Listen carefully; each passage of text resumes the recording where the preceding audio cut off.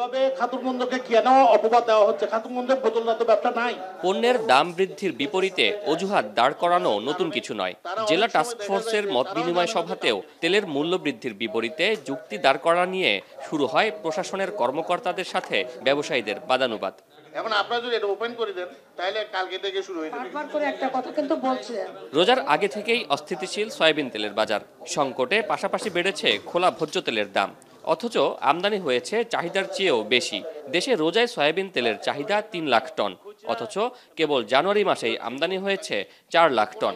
তারপরও বাজারে সয়াবিন তেলের সংকট তৈরি করে দাম বৃদ্ধির পায়তারা ব্যবসায়ীদের।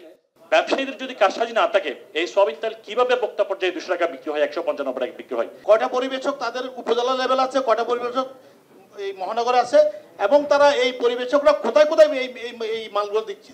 দাম বৃদ্ধির জন্য বাজার থেকে এস আলম কিংবা বসুন্ধরার মতো কোম্পানির কার্যক্রম গুটিয়ে নেয়াকে দুষছেন ব্যবসায়ীরা। দেশের নানান প্রান্ত থেকে মৌসুমি ব্যবসায়ীরা তেল কিনে অবৈধ মজুত করে কারসাজির অভিযোগও করেন। টিকে গ্রুপের শিপমেন্টের কারণে 1 মাস ধরে উনি মাল ডেলিভারি করাতে পারে নাই। যারা এসে দেখে যে এটা শর্ট হচ্ছে, তখন তারা এটা মার্কেট থেকে কিনে নেয়। বড় বড় কোম্পানিগুলো তেল আমদানি করেও তা মার্কেটে চাহিদা অনুযায়ী বিক্রি করছে না বলেও অভিযোগ করেন কেউ কেউ। এই অবস্থায় ডিও বিক্রেতাদের কাছে নির্ধারিত দিনেই পণ্য সরবরাহের কথা জানানো হয়।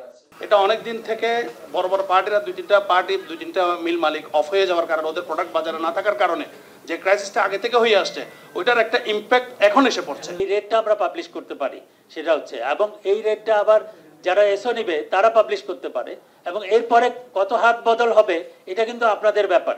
দীর্ঘ প্রায় 3 ঘন্টারও বেশি সময় বৈঠকের পর বুধবার থেকে মিলগেটে 153, পাইকারিতে 155 এবং খুচরায় 160 টাকায় তেল বিক্রির সিদ্ধান্তে সম্মত হন সবাই।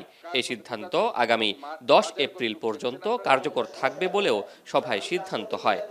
ইম্পোর্টারদের রেট 153 টাকা পার লিটার, আপনারা যারা ট্রেডার্স আছেন 155 পার লিটার, আর বাইরে যারা বিক্রি করবে খুচরা মূল্য 160 টাকা পার লিটার। তবে কেউ চাইলে এটা নিচে বিক্রি করতে পারবেন, এটা ক্রস করা যাবে না এই সিলিং। আর এটা আগামী রমজান মাস পর্যন্ত চলবে। সিদ্ধান্ত অমান্যকারীদের বিরুদ্ধে মাঠে নামবে প্রশাসন। বর্তমানে চট্টগ্রামের বাজারে খোলা সয়াবিন তেল বিক্রি হচ্ছে লিটার 195 থেকে 200 টাকায়। শোয়েব রহমান, এখন, চট্টগ্রাম। মাঠের অলরাউন্ডার আমি, আর ঘরের allrounder Taylox. Taylox toilet cleaner, clean মানেই টাইলক্স।